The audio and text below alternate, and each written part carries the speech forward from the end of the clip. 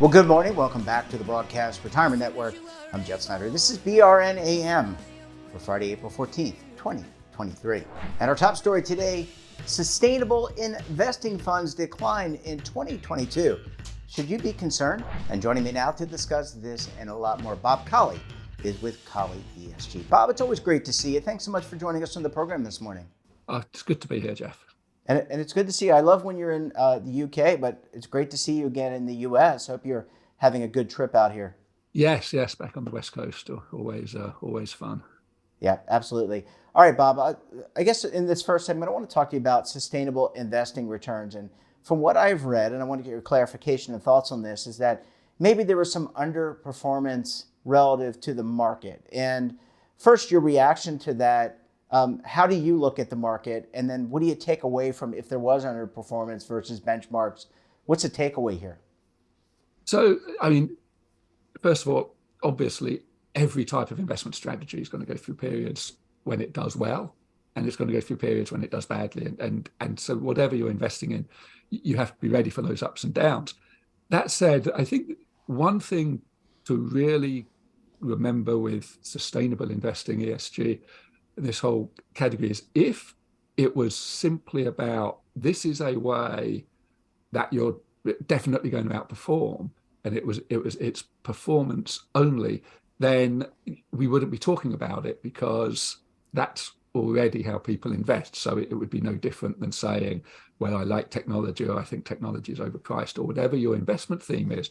So I think if we want to talk about sustainable investing in ESG, yes, it has to deliver on performance over the long run, just as every investment strategy does. But it's got to be a little bit more than that for it to be worth the conversation we're having. And the two elements that I'd say where it is more than that, number one is as a risk factor. Is it properly priced in as the long-term change in the economy that we see around us, the transition to different types of transport, energy? You look at every sector of the economy around us, it is changing to reflect this new imperative to be more sustainable. And so if you're on the wrong side of that, there is a long-term risk element, which isn't necessarily going to show up in the short-term numbers. And so we don't want to oversell this, but there's the risk element. And secondly, there is also the element with sustainable and investing in ESG, that you are recognizing the context within which you're operating, and you're choosing to emphasize certain investment themes which you believe are going to be better for society in the long run, whether it's social, whether it's environmental, whatever it is that drives you and you believe are better outcomes for society. Just tilting your investments to favor those can be appropriate. Again, you're not necessarily going to do that if you think you're giving up investment return, but this is not a story about returns only. Yeah, you make a really good point. And I like the fact that you brought in other investments. And Bob, you and I, maybe you more so than I, have a lot of experience in evaluating investments. And so when you're looking at investments, you look at the 1 year, you look at the 3 year, you look at the 5 year, you look at the 10 year. And so there's that long-term perspective. And I remember several years ago, Bob, when ESG funds or sustainable investing funds outperformed the market. I think it had a lot to do with the price of gasoline, the price of oil. But it just shows you how things can flip. And as we always talk about on this network, and I know you talk about with clients, is always the long-term investing philosophy that allows you to smooth out these troughs and these peaks. That's exactly right. And there's a very famous quote, I'm sure you've heard it before. Years ago, somebody asked JP Morgan, the original JP Morgan, what is the market going to do? And he replied, fluctuate. And so I think with any performance strategy, and certainly, so the people who perhaps bought ESG funds because they thought this was a guaranteed way to outperform, they've probably have been disappointed over the certain time periods, and as you would be from any investment strategy if you think that's going to happen. I mean, I'm not one for trying to time the market. There is an investment approach of saying over the next day, month, or even year, we think that a particular strategy has an advantage. That's a very short-term active type of game to play, and I know some investors do that. But if you're looking for advice on any type of investment about how to do that, then I'm not going to give that advice, because that is really a difficult thing to do. Yeah, I'm not going to do that either. But I want to take you back to GameStop, AMC, recently, with Dogecoin, and I mean, you can go through the meme stocks, and things work out really well, by the way, for the people who put the meme out. I don't think it works as well for the people who are just kind of responding. And there are different tiers of investors, Bob. I mean, institutional investors are going to just have more information than us retail folk. Absolutely. I mean, there's no free lunches in investment. If there were money that were easily to be made, somebody else would be making it. Which isn't to say that there aren't ways that you can structure your investment more intelligently for yourself, but yes, that some of those, if something sounds too good to be true, then it probably is. Yeah, and a lot of those people who bought some of those meme stocks, some did okay, but then there are others who they lost their shirt, and that wasn't a pretty sight. Bob, I need to take a very quick break, and when we come back, we're going to talk about corporate transparency and fund transparency and a lot more. You're going to want to stay tuned right here on BRN AM.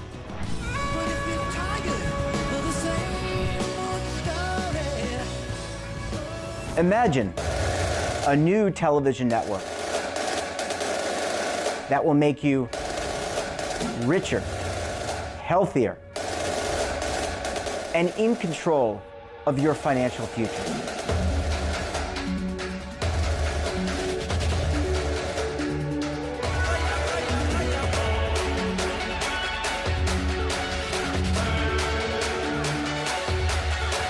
This network is for the policewoman in Nashville, Tennessee, the baker in Dubuque, Iowa, the teacher in Lexington, Kentucky. We want to make the idea of savings and retirement culturally relevant. But what do you see as a defining issue of the midterms, especially for the smaller businesses? I mean, they are the lifeblood of the American economy.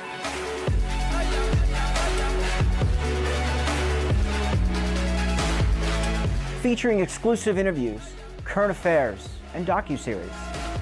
33 years old, you retired early. The philosophy is money only matters if it helps you live a life that you love. But you got to start thinking about retirement as soon as you get in. The Broadcast Retirement Network will drive very high engagement with premium partnerships. So this isn't retirement and savings for your parents or grandparents. This is for all Americans. And we're going to change the way you think about money.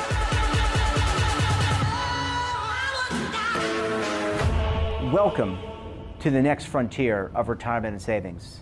This is BRN, the Broadcast Retirement Network.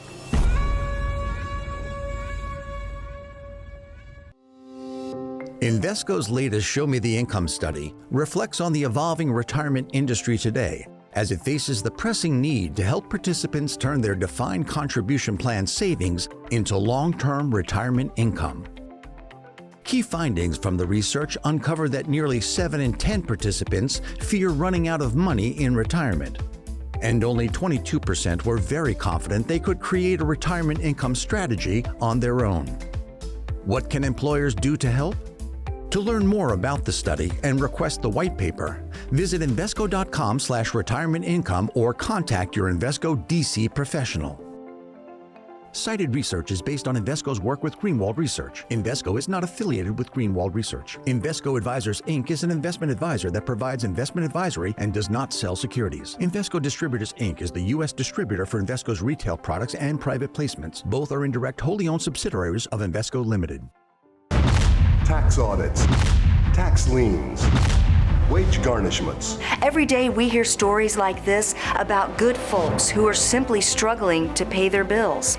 Each of them are living a frightening IRS tax nightmare, and they are afraid it will destroy their lives. I'm a divorced single mom, and my ex-husband left me and the kids with a lot of unpaid bills, including unpaid taxes. I was really starting to show my stress on my kids because the IRS had sent me a letter demanding a huge payment from me. I couldn't afford it. So then the IRS was threatening to garnish my wages. I'm already living paycheck to paycheck. That would have put me over the edge financially. It truly seemed hopeless, but then a friend at work told her to call the tax relief line. The people at the tax relief line, they told me about something called innocent spouse relief. They worked it out so that all of the taxes from my ex are not my problem. I don't know how that works, and I don't care. All I care about is that I don't owe the IRS a dime, and they are not going to take my paycheck. Even if it seems hopeless, you should call the number on your screen right now.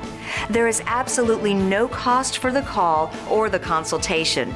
You are under no obligation.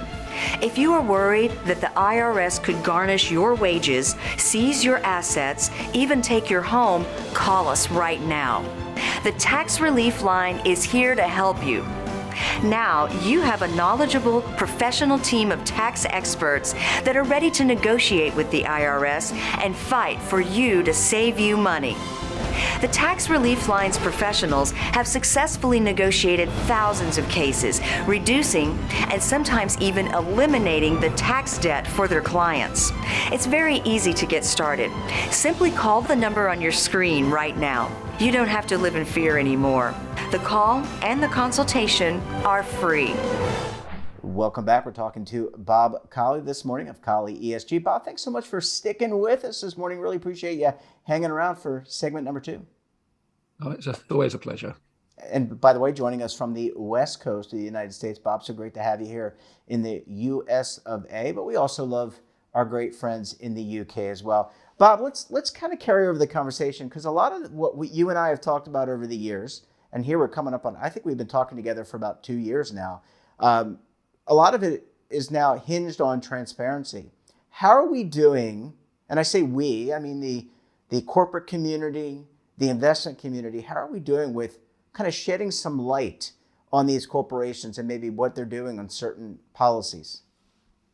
There's definitely progress, not as much progress as a lot of analysts, a lot of investment firms would like, but we're definitely seeing more information being available, because of course you need transparency into the right things in order to make an intelligent decision as an investor. So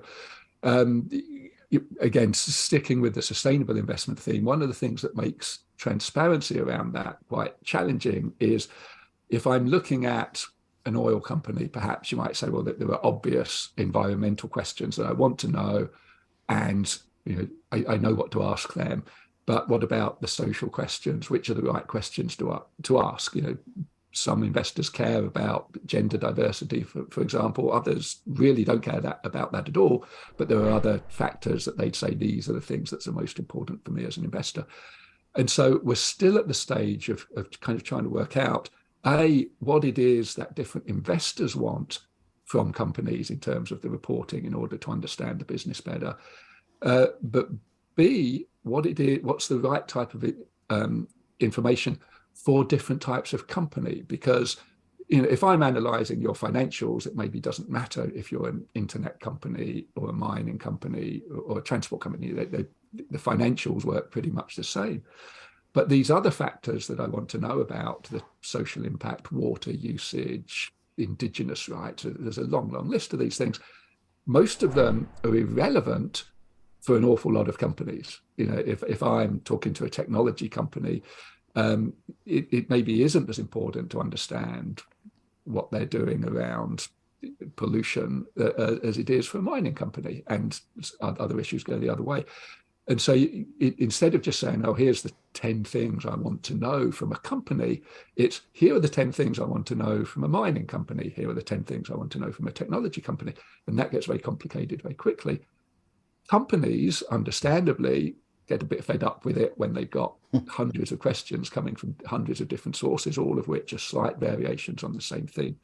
So that's just a long way of saying there are questions being asked, and because there's so many questions being asked, we're still kind of working out what's the best form of reporting in order to be consistent. The goal of it all is to allow investors to make better decisions, better informed decisions, because you need information in order to do that. So been a lot of change, and there's a lot of change coming around transparency, but it's definitely not the end of the story at the moment. Bob, do you think we get standardization, or is it like you say, where every ESG fund or sustainable investing fund is really unique and different, and therefore you're going to have a unique approach? I kind of liken it to alternative investments, not the same vehicle, but you know how a private equity firm, Blackstone, is very different from a Carlyle, and they have a different philosophy. Is that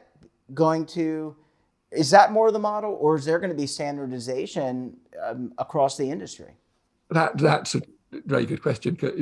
There will be a little bit of that, what you're talking about, but there are, for good reason, there are efforts to standardize as far as possible. There'll be some elements where it simply goes too far.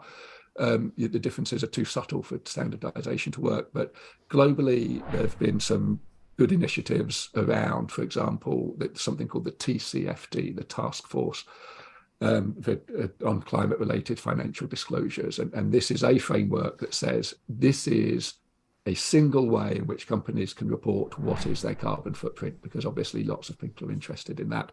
And several countries are starting to mandate that. Companies, of course, the big companies are global. So if the UK or the European Union mandate something, even if you're an American company, you're likely to know about it and start to report on that. So in some areas, that standardization is coming. Whether that standardization spreads across every environmental factor, every social factor, that would be a big ask. So I think we'll see a lot more standardization, but probably never complete standardization of these issues.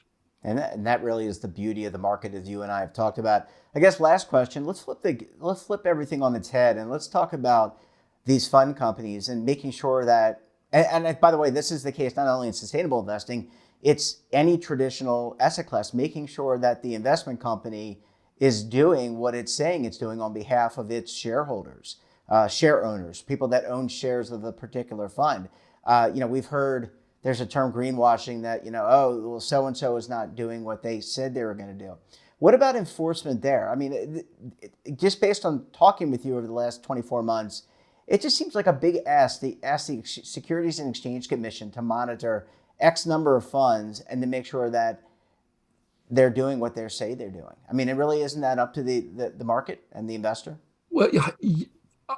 Again, I think every answer I've given you today has been an on the one hand, on the other hand kind of answer. You should be an economist, Bob. I'm going to do it again here. You should be an economist, like yes, exactly. In front of Lyndon Johnson. Anyway, I'm sorry. Go ahead. I interrupted. And so yes, in the long run, if you are, being a bit liberal with the truth, if you're kind of misrepresenting what you're doing, you hope that the market will find out eventually it's a bad business practice if you're a long-term business to do that type of thing. But that's not necessarily going to be the best answer in the short term. So regulators do have some sort of obligation to step in where the abuses get too much. And so, again, the European Union, for example, is trying to standardize how managers are categorized, and it's proving harder than they expected to do that effectively.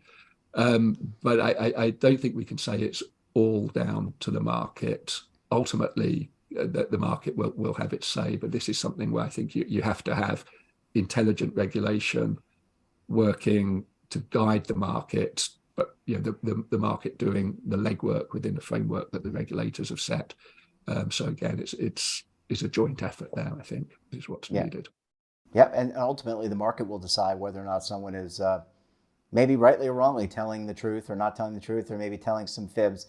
Well, Bob, it's always a pleasure to see you. Maybe next time when you come on, we'll tie one hand behind your back so you can't do No, I'm just kidding. I think that was a joke, by the way, from, I think it was President Harry Truman who said, just give me a one-handed economist. Anyway, Bob, it's always a pleasure to see you. Thanks for helping to break this down. Really insightful. And we look forward to having you back on the program again very soon. Thanks, Jeff. And that wraps up this episode of BRNAM. Have a topic of interest, someone you think we should talk to, drop us a line. And don't forget, for all the latest curated news and lifestyle, wellness, finance, tech, so much more, and all in one place. Check out today's edition of our daily newsletter, The Morning Pulse. Want to search our archives, check out our latest content, or visit our website, and of course, all of our streaming partners. We're back again tomorrow for BRN Weekly. We'll be taking a look back at some of our best segments for the week. You're not going to want to miss it. Until then, I'm Jeff Snyder. Stay safe. Keep on saving. Don't forget, roll with the changes.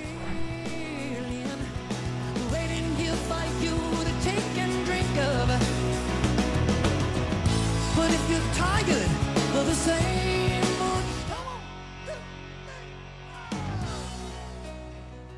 Now is your opportunity to co-create content around any topic on the First Lifestyle and Wellness Network. Reach a global audience through our platform and co-own exclusive branded content. All of our programs are available on demand and also as audio-only podcasts, so you can take us on the go. Broadcast Retirement Network, available anytime, anywhere, and on any device.